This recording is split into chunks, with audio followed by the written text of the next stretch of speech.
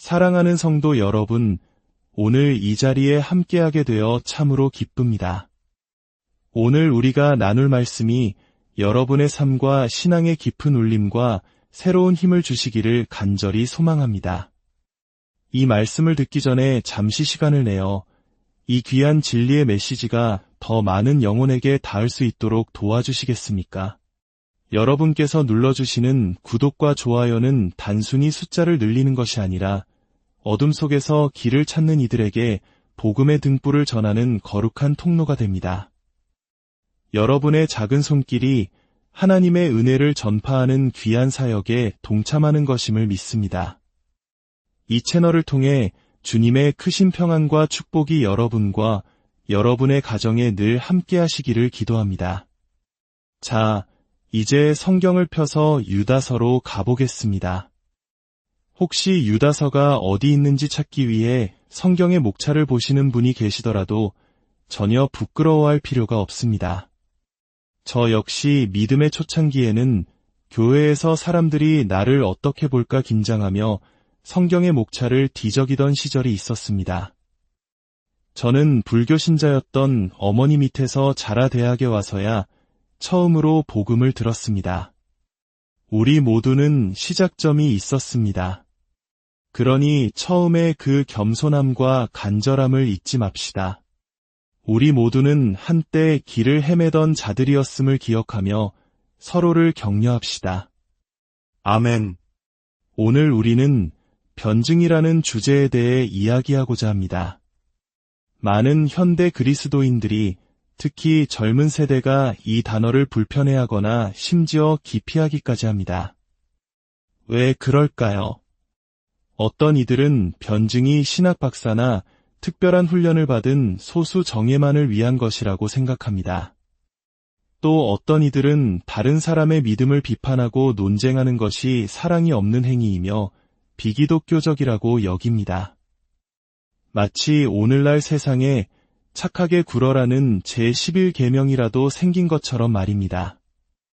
진리를 말하는 것보다 그저 좋은 사람으로 보이는 것이 더 중요한 가치가 되어버린 시대입니다. 그래서 많은 젊은이들은 도덕적, 신학적 문제에 대해 단호한 입장을 취하는 것을 두려워합니다. 동성애나 트랜스젠더와 같은 민감한 주제에 대해 성경적 관점을 이야기하면 그들은 즉시 너무 편협하다, 사랑이 없다고 비난하며 달려듭니다. 그들은 하나님을 불쾌하게 만드는 죄 자체보다 그 죄를 지적하는 행위에 더 크게 분노합니다. 마치 오늘날 유일한 이단은 이단이 있다고 말하는 것 자체가 되어버린 것 같습니다. 이런 시대적 분위기 속에서 변증은 설 자리를 잃어가고 있습니다. 강단에서는 날카로운 진리의 선포 대신 사람들의 길을 즐겁게 하는 심리 상담이나 자기개발 강의가 넘쳐납니다. 남성적인 강건함과 확신에 찬 선포는 무례하고 공격적인 것으로 치부됩니다. 죄에 대한 설교를 시작하기 전에 저는 죄인을 미워하지 않습니다. 제 친구 중에도 그런 사람이 있습니다. 라며 15분 동안 변명과 서론을 늘어놓아야 하는 시대가 되었습니다. 과연 이것이 성경이 우리에게 가르치는 모습일까요? 유다서를 통해 하나님의 뜻을 깊이 살펴보겠습니다. 유다서 1장 1절을 보십시오. 예수 그리스도의 종이요 야고보의 형제인 유다는 부르심을 받은 자곧 하나님 아버지 안에서 사랑을 얻고 예수 그리스도를 위하여 지키심을 받은 자들에게 편지하노라. 여기서 유다는 누구에게 편지를 쓰고 있습니까? 신학적 엘리트들입니까? 특별 훈련을 받은 정예 요원들입니까? 아닙니다. 그는 부르심을 받은 모든 자, 하나님 아버지의 사랑을 입은 모든 자, 예수 그리스도께서 지키시는 모든 자에게 편지를 쓰고 있습니다. 바로 오늘 이 자리에 있는 저와 여러분, 우리 모두에게 말하고 있는 것입니다. 이 구절 안에는 삼위일체 하나님의 위대한 구원 사역이 담겨 있습니다. 성령 하나님께서 우리를 부르시고 성부 하나님께서 우리를 사랑하시며 성자 예수 그리스도께서 우리를 끝까지 지키십니다. 우리의 구원은 영원 전부터 계획된 삼위 하나님의 사랑의 협주곡입니다. 영원 속에서 성부께서는 아들을 너무나 사랑하셔서 아들에게 신부, 즉 교회를 사랑의 선물로 주셨습니다. 아들은 아버지를 너무나 사랑하셔서 그 선물을 구원하기 위해 기꺼이 자신을 낮춰 인간의 몸을 입고 십자가를 지셨습니다. 그리고 성령님은 아버지와 아들을 너무나 사랑하셔서 그 구원의 역사를 우리 각자의 삶에 적용시키시고 인치시는 분입니다. 우리가 바로 그 영원한 사랑의 증거이자 결과물입니다. 그러므로 변증은 소수의 전유물이 될 수 없습니다. 그것은 위대한 사랑과 구원을 경험한 모든 성도에게 주어진 거룩한 의무이자 특권입니다. 이제 2절을 보십시오. 긍휼과 평강과 사랑이 너희에게 더욱 많을지어다. 유다는 곧이어 우리에게 믿음을 위해 힘써 싸우라고 명령할 것입니다. 이 싸우라는 말은 원어적으로 레슬링 선수가 온 힘을 다해 상대를 붙잡고 씨름하는 격렬한 모습을 의미합니다. 매우 남성적이고 전투적인 이미지입니다. 이상하지 않습니까? 어떻게 사랑이 없는 행위로 여겨지는 싸움을 명령하면서 동시에 긍휼과 평강과 사랑이 더욱 많기를 축복할 수 있을까요? 만약 변증이 본질적으로 사랑이 없는 행위라면 이 두 구절은 서로 모순될 수밖에 없습니다. 여기에 현대교회가 빠진 치명적인 함정이 있습니다. 우리는 사랑을 하나님과의 수직적 관계가 아닌 사람과 사람 사이의 수평적 관계로만 이해하려 합니다. 다른 사람의 감정을 상하게 하지 않고 기분을 맞춰주는 것이 사랑의 전부라고 생각합니다. 하지만 진정한 사랑은 하나님에게서 나옵니다. 하나님은 사랑 그 자체이십니다. 따라서 모든 사랑은 하나님의 진리라는 수직적 기준 아래에서 정의되어야 합니다. 만약 어떤 이가 하나님의 진리를 거스르는 길, 즉 지옥으로 향하는 길을 가고 있다면 그의 기분을 상하게 할까 두려워 침묵하는 것은 사랑이 아닙니다. 그것은 이웃집에 불이 났는데 잠을 깨울까 봐 문을 두드리지 않는 것과 같은 어리석고 잔인한 행위입니다. 진정한 사랑은 때로는 아픔을 감수하고서라도 진리를 말해주고 이엄을 알려주는 것입니다. 그렇기에 유다는 힘써 싸우라는 명령 바로 앞에 사랑의 축복을 놓은 것입니다. 진리를 위한 싸움은 사랑과 모순되는 것이 아니라 가장 깊고 진실한 사랑의 표현이기 때문입니다. 그렇다면 우리가 싸워야 할 대상은 무엇입니까? 유다는 3절에서 말합니다. 사랑하는 자들아, 우리가 일반으로 받은 구원에 관하여 내가 너희에게 편지하려는 생각이 간절하던 차에 성도에게 단번에 주신 믿음의 도를 위하여 힘써 싸우라는 편지로 너희를 권하여야 할 필요를 느꼈노니 유다는 원래 모든 성도가 함께 받은 구원이라는 가장 중요한 주제에 대해 글을 쓰려고 했습니다. 그러나 그보다 더 시급하고 중요한 필요를 느꼈다고 말합니다. 바로 믿음의 도를 위해 힘써 싸우라는 것입니다. 이것은 변증이 결코 사소하거나 부차적인 문제가 아님을 보여줍니다. 그것은 복음의 핵심, 우리의 구원과 직접적으로 연결된 가장 중요한 문제입니다. 왜냐하면 4절에 그 이유가 나옵니다.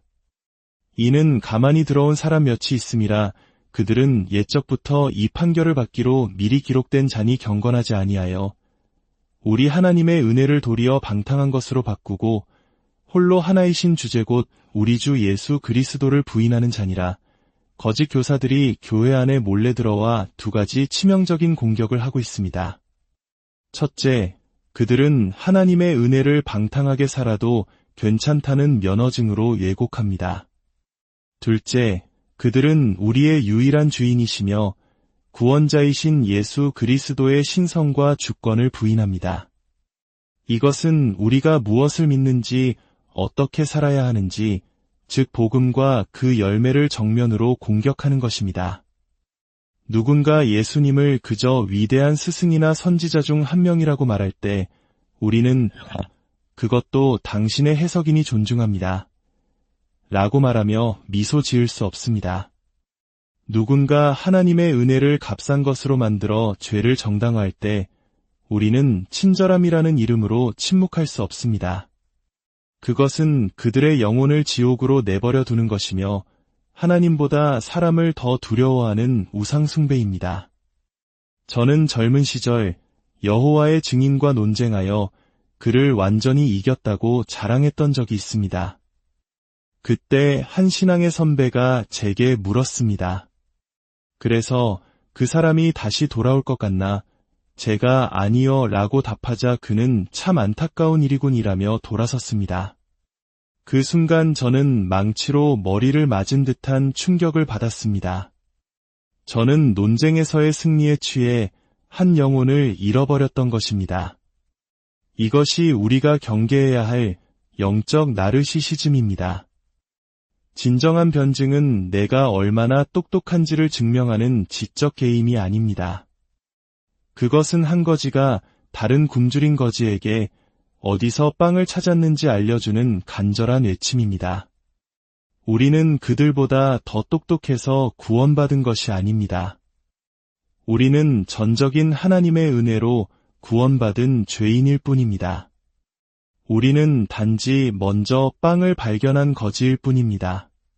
그러므로 우리가 변증에 나서는 동기는 교만이 아니라 하나님의 영광을 향한 거룩한 열정이어야 합니다. 십자가에서 죽으신 그리스도께서 그 피의 값으로 사신 영혼들을 마땅히 얻으셔야 한다는 불타는 마음이어야 합니다. 하나님의 이름이 모독당하고 복음이 왜곡되는 것을 보며 유로운 분노를 느껴야 합니다. 사랑하는 성도 여러분, 변증은 더 이상 피하거나 미룰 수 있는 선택사항이 아닙니다. 그것은 모든 성도에게 주어진 명령이며 가장 깊은 사랑의 실천이고 복음의 심장을 지키는 가장 중요한 싸움입니다. 세상은 타이타닉 호의 갑판 위에서 위자를 재배치하며 마지막 파티를 즐기고 있습니다. 배는 가라앉고 있는데 말입니다. 우리는 넉넉한 공간이 있는 구명보트에 앉아 그저 비명소리가 먹기만을 기다리고 있어서는 안 됩니다. 우리는 일어나야 합니다. 하나님의 진리로 무장하고 성령의 능력을 의지하며 겸손하지만 담대하게 나아가야 합니다. 때로는 오해받고 미움받을 수도 있습니다. 그러나 한 영혼이라도 그리스도께로 인도할 수 있다면 그것이야말로 가장 가치 있는 일입니다. 우리 안에 있는 소망에 관한 이유를 묻는 자들에게 대답할 것을 항상 준비하되 온유와 두려움으로 하라는 베드로의 말씀을 기억합시다. 우리의 지혜가 아닌 하나님의 어리석음이 세상의 지혜보다 뛰어나다는 것을 믿읍시다. 아버지 하나님, 저희에게 베풀어 주신 자비와 은혜에 감사드립니다. 그 크신 사랑이 저희를 겸손하게 하시고 감사하게 하시며 주님의 영광을 위한 거룩한 열정으로 불타오르게 하옵소서. 잃어버린 영혼들을 향한 뜨거운 사랑을 부어주시고 세상이 들어본 가장 위대한 소식인 복음을 선포하고 변호하는 일에 저희의 삶을 드리게 하옵소서. 우리의 의가 아닌 주님의 의를 세우기 원합니다. 이 모든 싸움이 주님의 영광을 위한 것이 되게 하옵소서. 우리 주 예수 그리스도의 이름으로 간절히 기도드립니다.